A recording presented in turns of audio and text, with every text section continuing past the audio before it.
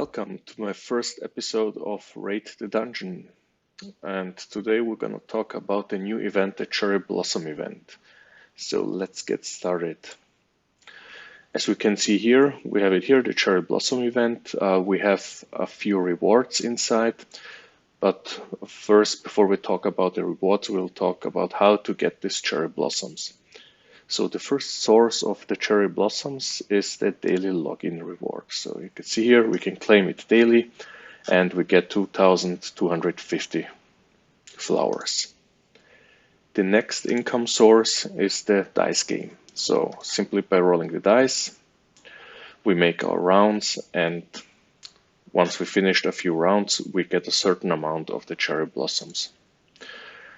So as you can see here, we get about 1,050 cherry blossoms, and also after each round, we get also a few. So you could say in total you get about 150 to 200 extra blossoms from the dice game per day. The next income source is simply spending money. So we have here two packages.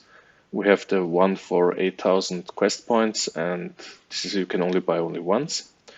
And we have the daily one for 3,500. You can buy up to 5 times. I myself bought this one because you get 100k of the blossoms and a few useful skins.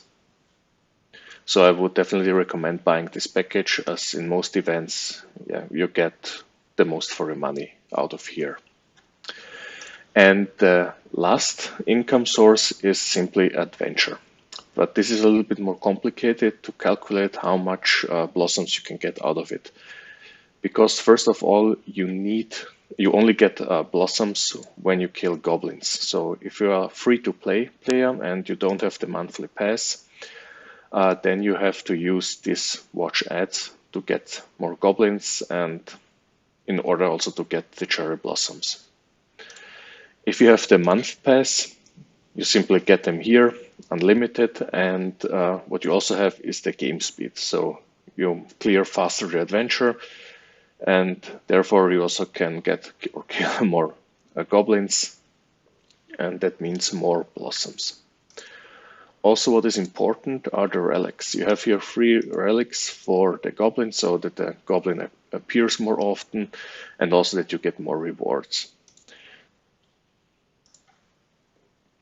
So it's hard to calculate exactly how many blossoms each of you will get. Because it's, like I said before, it's dependent on if you're a free-to-play player, if you have the monthly pass, how high your relics are. It's also dependent on how good your adventure farming setup is and how much you farm per week.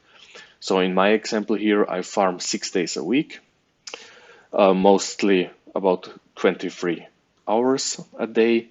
I get around 2,600 blossoms, so that means I would get throughout the event about 78k extra blossoms.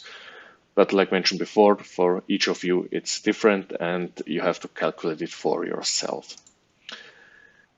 So, and now let's talk about the rewards. So we get about 72k from the dailies and the dice game. And depending on your farming, you will get, I guess, a different amount than me. But I am getting, or I will get around 78k. So in total, I have around 150k at my disposal. That's without the packages you can buy. So I already had the Nimbus. This would also be my priority 1. Priority 2 would be to buy this mount because you get this dodge rate. This is pretty awesome, to be honest.